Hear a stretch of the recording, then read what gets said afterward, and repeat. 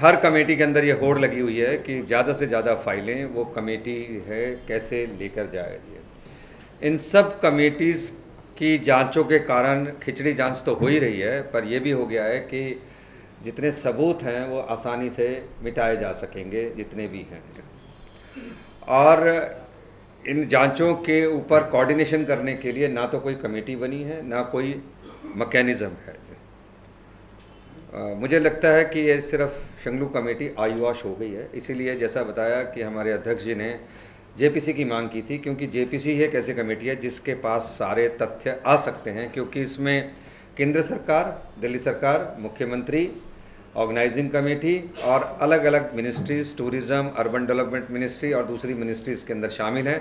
तो जेपीसी में ही निकल सकती है। इन 6 जो जांचें चल रही हैं, इसमें जब एक फाइल एक के पास चली जाएगी तो दूसरा उसके लिए वेट करेगा। शंगलू साहब को 3 महीने का टाइम दिया है, किंतु अभी तक उनके बयान ये हैं कि उनको टर्म्स ऑफ रेफरेंस और क्या करना है ये अब तक उनको मालूम नहीं है। इन 3 महीने में तो उनके पास सारी फाइलें भी नहीं आ सकेंगी, क्योंकि अलग अलग एजेंसीज़ के पास होंगी।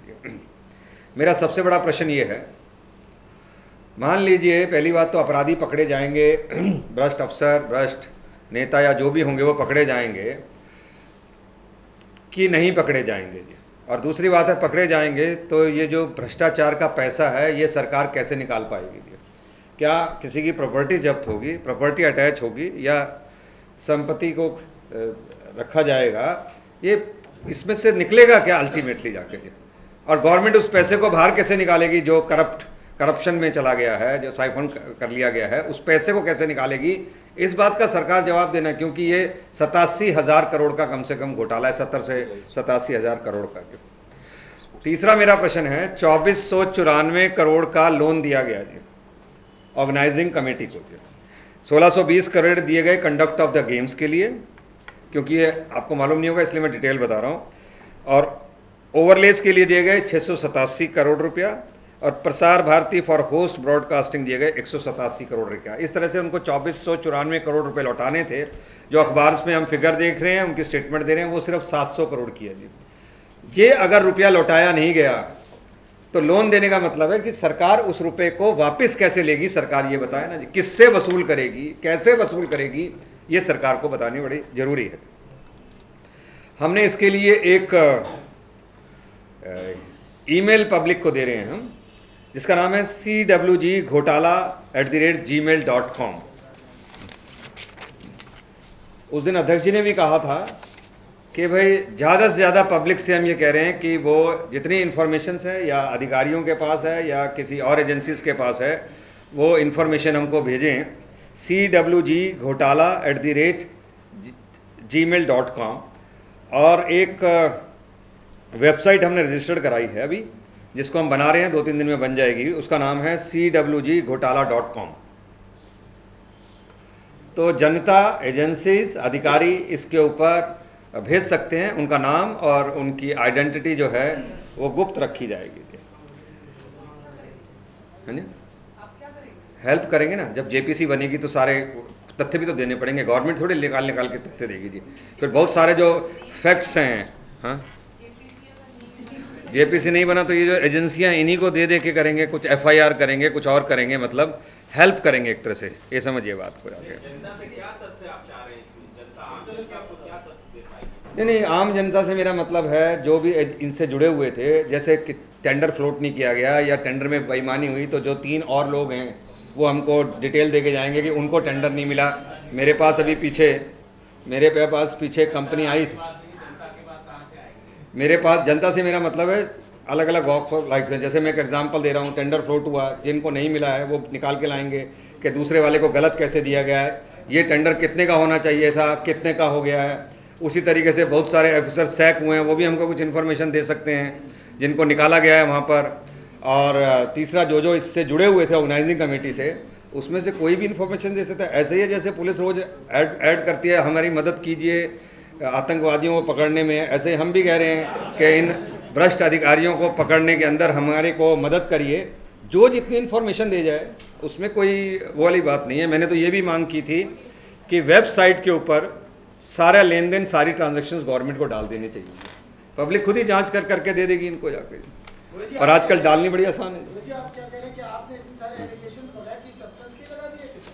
नहीं, उनके तो मेरे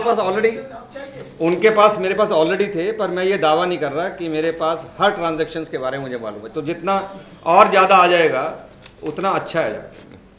तो इसके ऊपर ये था, और मैं समझता हूँ कि ये दोनों अगर ईमेल और वेबसाइट आप थोड़ा अपने न्यूज़ में एडवर्टाइज कर देंगे तो पब्लिक को भेजने के अंदर आसानी होगी। मुझे इतना ही कहना था।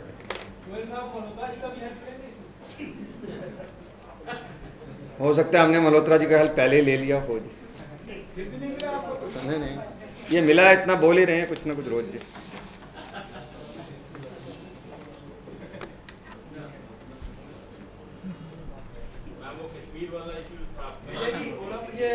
समिति में बीजेपी के लोग भी थे, उनके खिलाफ भी कार्रवाई। देखो, मैं आपको कुछ जानकारी कितनी है, सबसे बड़ी बात यह फैसले कहाँ हो रहे थे और फासले कौन ले रहे थे। जहाँ तक ओसी का संबंध आता है, ओसी की तो एक के बाद दूसरी कोई मीटिंग ही नहीं हुई आज तक कभी भी। और जो एग्जीक्यूटिव बोर्ड है उसके अंदर भी कौन लोग शामिल थे, कौन लोग शामिल के फैसले लेने में जो लोग शामिल थे, उन्हीं के ऊपर ज़्यादा बात आती है कि भाई गलत फैसले क्यों लिए गए। हर आदमी को तो उन्होंने शामिल भी नहीं किया। उन पर सबसे बड़ा आरोप तो यही है।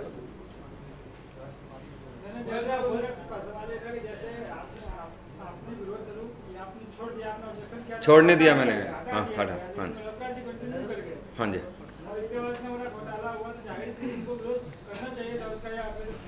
जहाँ तक मेरे को जानकारी है, मल्होत्रा जी ने समय समय पर विरोध किया। जैसे एरोस्टेट था, उसका मल्होत्रा जी ने सबसे पहले दिया था, विरोध किया था, और आप लोगों ने उसके अंदर छापा भी था। पर जैसा अध्यक्ष जी उस दिन बता रहे थे, मल्होत्रा जी की ज़्यादा उसमें चली नहीं जी।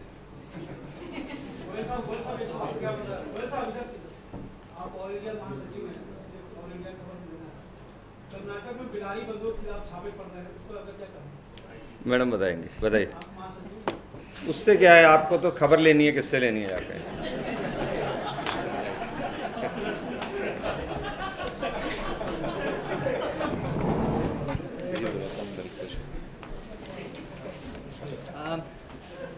Just to continue with what I said earlier, you will get a press release as regards the EVM issue.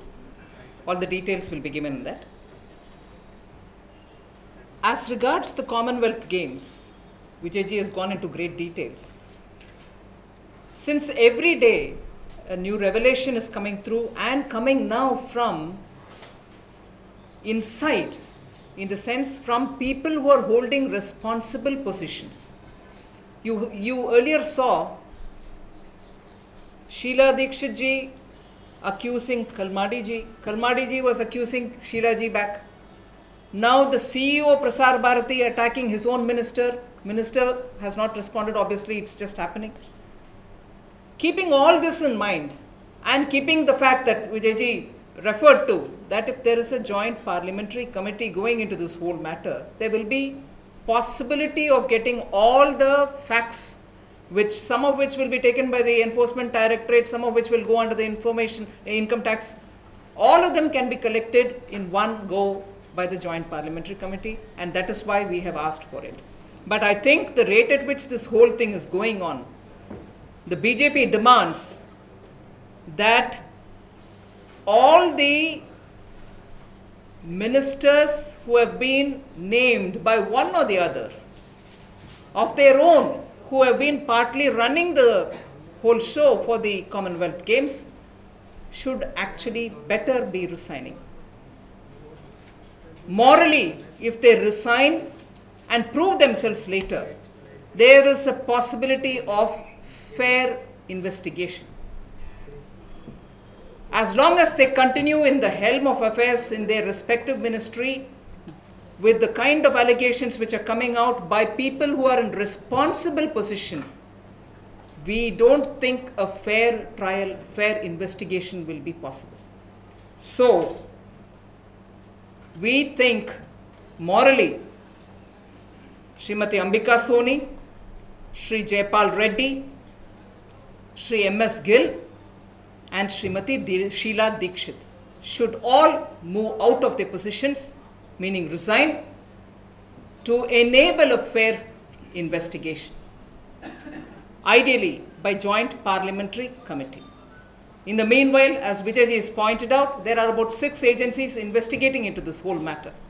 But with the allegations, one against the other, coming through with by their own people who are in responsible positions, we don't think it's any longer tenable for these ministers to continue in their positions. We don't think it is tenable for these ministers to any longer continue in their positions. Otherwise, we don't believe a fair investigation into the whole matter can happen. Of course, Suresh Kalmadi, I'm not naming him because he's down in the line. If ministers and Chief Minister of the state, where this whole scandal has taken place, is still continuing to be in position, it is not going to give us an assurance that there will be fair investigation. Thank you very much. Thank you. And जिनको हिंदी में चाहिए, निर्मला जी, एक सवाल हमारा ये है कि गडकरी जी ने जिसने प्रेस कॉन्फ्रेंस की थी, उन्हें कुछ और मंत्रालयों के नाम ही लिए थे, जिसमें गृह मंत्रालय, वित्त मंत्रालय भी शामिल था। उनके मंत्री बयान क्यों नहीं मांग रही हैं? मैं इसी जस्टिफिकेशन के ऊपर इन नामों को लिए, क्योंकि उनके अपने डिपार्टमेंट्स में ही respective position of power, positions, decision making position में जो भी थे, जैसे CEO in ministry of INB, have all named each other. इस रूट में जाते हुए हमें लगता है कि इंसाइडर जो who are in decision making positions are themselves alleging. Therefore, we have decided to ask for these names.